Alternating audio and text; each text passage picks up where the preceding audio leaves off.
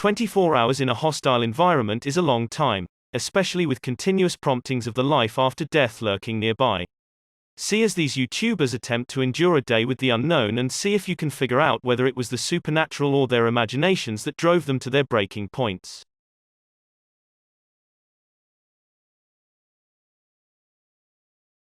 Number 10. D-Master Flex is spending the night camping in a haunted cemetery.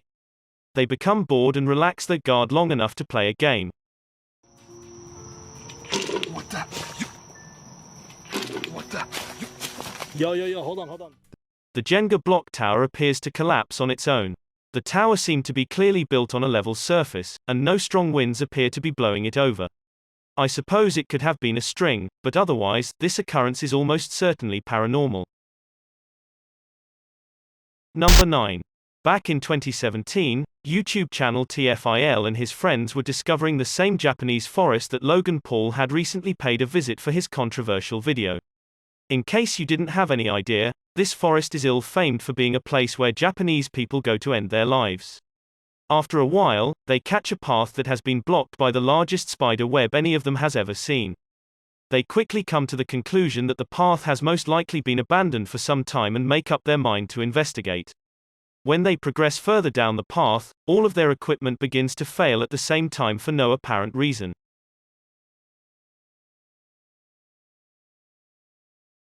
Look at mine. You can't even see. Sorry, I'm having trouble with the connection. God. Please try again in a moment. I did not even, it was in my pocket. Yeah, I know, that freaked me out. That was scary. Yo. Mine just went out too. Some of their flashlights have immediately broken, and the ones that are still operational do not shine as brightly as they did previously. When their equipment finally begins working well enough for them to remove, they make a harrowing discovery. Right there. Oh my Right God. there. Sitting right there, Oh shit, is it? with his head just like leaned over. It's 4 a.m. when they notice what appears to be someone in the distance. It appears that they can look at it much better in person than on camera. Their flashlights are insufficient to illuminate the distance, and they are not courageous to get any closer. Even though I'm not certain if this was someone or their own paranoia, I did notice that the further they move away from the scene, the brighter their flashlights get. Their reactions to the situation appeared genuine, and they made the correct decision to contact the appropriate authorities.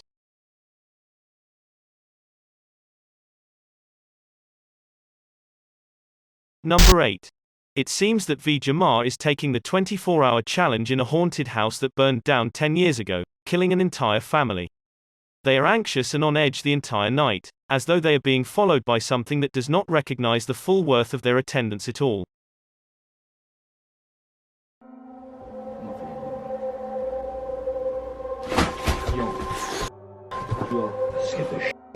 No, I heard something in there. Even though they are constantly being watched, the two friends attempt to fall asleep for a short time. After that, this YouTuber is jolted awake by a friend who claims to have overheard something. He was asleep, bro. Like, I just heard a massive bang, so I'm gonna see what it is. V. Jamar appears exhausted and worn down in this scene, which gets me to believe it was real. They're looking around the room where the noise was coming from when they notice they're being followed again. That's probably the gas thing. What the was that? Alex? Although it could be the lighting of the camera, I swear that I see a shadowy figure draw back into the doorway as soon as they turn around. Replay this section in slow motion and let me know if you notice any weird fluttering movements in the doorway. The cameraman is courageous enough to enter the room where the shadow last vanished and discovers a very small unnatural doorway leading to who knows where. At this point, they've watched enough and leave without finishing the challenge or discovering where the narrow entry leads.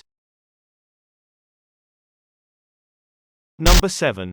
The Bucket List Boys are a group of daring friends who are looking forward to taking on the 24-hour challenge in an old haunted hospital. The majority of the video is fairly normal until night falls and the atmosphere abruptly shifts from perky to serious. Justin, I know that was you. Dude, what are you talking about? Right here.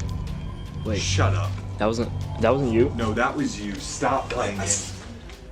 They become increasingly nervous as the sounds become more mysterious until they simply would like to leave. They are attempting to figure out how to get out when something out of place pedals across their path. You remember which way it is? No. Did you hear that? What? What the fuck? A small ride tricycle passes by, which gets the bucket list boys to sprint quickly in the opposite direction. They're so eager to get away from whatever's at the back of them that one of them nearly falls down a dark hole with no visible bottom.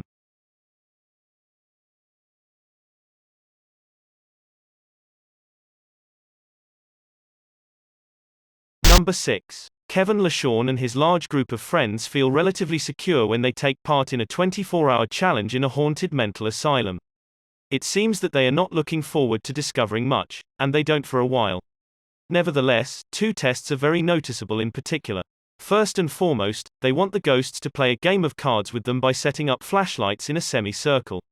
Even though the flashlights remain turned off for the majority of this experiment, they do appear to respond repeatedly when one person, in particular, approaches the table. Maybe this person is predisposed to attract spirits more than others. After that, Kevin is using his phone. I guess they want you to play. Come over here and sit by me. They want you to play. Whoa, Come over. these flashlights are turning on by themselves. Playing with an app that is said to be in contact with ghosts, when he receives some unusual responses. Is anybody in here?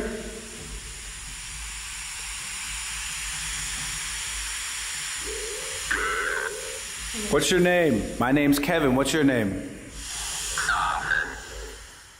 Even if this app is programmed to speak scripted phrases at contingent intervals, I find it strange that it says something similar to Kevin's name right after he introduces himself. Generally speaking, Kevin cannot confirm that this location is haunted, despite the fact that many of his viewers believe it is. Please let me know what you think of this entry and what other tests Kevin and his friends could have carried out summoning spirits.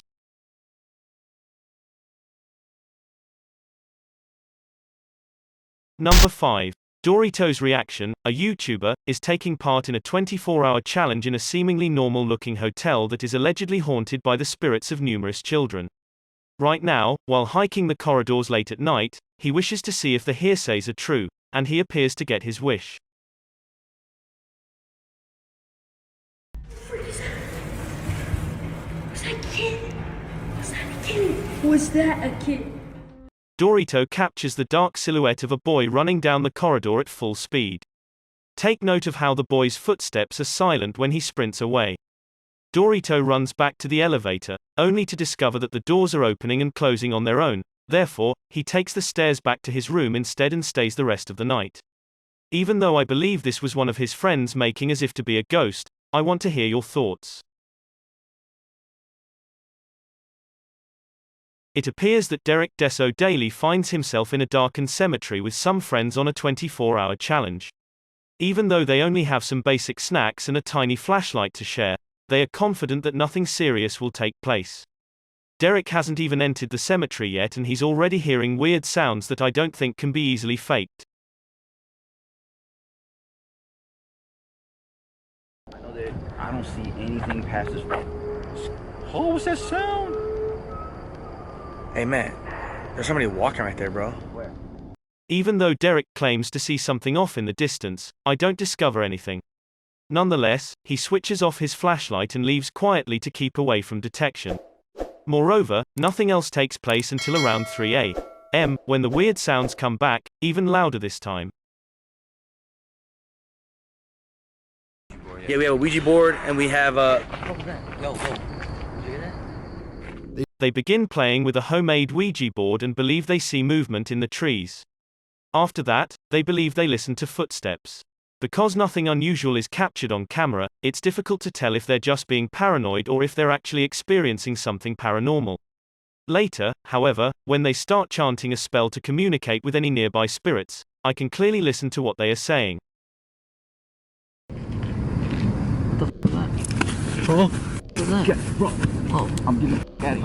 When one of them eventually splits up from the group, he is enveloped in red when he comes back. Even though he says that he has fallen, something about his story doesn't seem quite right. John, what happened? Something fell. Derek, what the... Something falling on its own appears to be hard to take place, lending credence to the claim of paranormal activity. Number 3.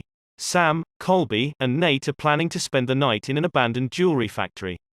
They travel for miles through the wilderness, arriving at the old grey building just as the rain begins to fall.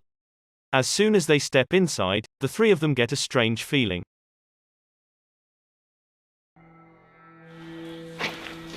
That was not a raindrop or a footstep, that was a voice. Watch this section and let me know if you believe they made the banging noise. Oh, yeah.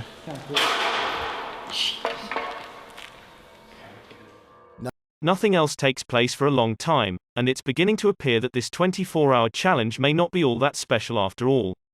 However, then, around 5:30 a.m., they discover some weird instructions written on the wall. Back. Turn back. Oh, there's another door over there. Oh my god! Dang it! What the? Go! Something slams the door close, and the three friends climb to the building's roof. It takes them a half hour to be secure enough to climb down. Only Sam, Colby, and Nate will be aware of sure whether or not this video is paranormal. However, I wanted to listen to your best prediction. Number 2. On a dare, it takes Chris Condon and his friends the night to stay at an old mental hospital. This location is distinct from the others on this list in that it is quite famous and has evolved into a popular hangout for high school students. With this in mind, it's not astonishing that Chris's group encounters a few more random people who would like to join. By midnight, the group has grown to a sizable size, and everyone appears to be getting along well. They pitch a tent and make preparations for spending the night meeting new people. Instead, they awake to a massive fire a few hours later. Hey, the fire department's on its way. No. Be quiet, guys. You can hear them. It's full, buddy. Full. Outside, police are picking up anyone who attempts to get out of the building, so Chris and his friends stay put for a while before sneaking away. They are sometimes surrounded by complete darkness and are not courageous enough to use their lights. They appear to be caught many times and eventually never come back to this place. My main concern right now is the reason why the fire appears. Number 1. Hey, It's Liam is a British YouTuber who is taking part in a 24-hour challenge in an abandoned sanatorium in his hometown. He and his friends scramble up an open window and spend no time discovering a maze of interconnected hallways for whatever they can discover. The floor is littered with papers. Even though it's definitely gruesome, they make up their mind to continue. When they go downstairs, they discover a lot of graffiti on the wall, with weird messages like "Don't listen to the voices" and "How long will they keep me down here?" It is not easy to understand whether or not these words were written by patients prior to the facility's closure. As midnight approaches, Liam notices a noise nearby. They are too courageous to go on an investigation as a group, and this is what they discover.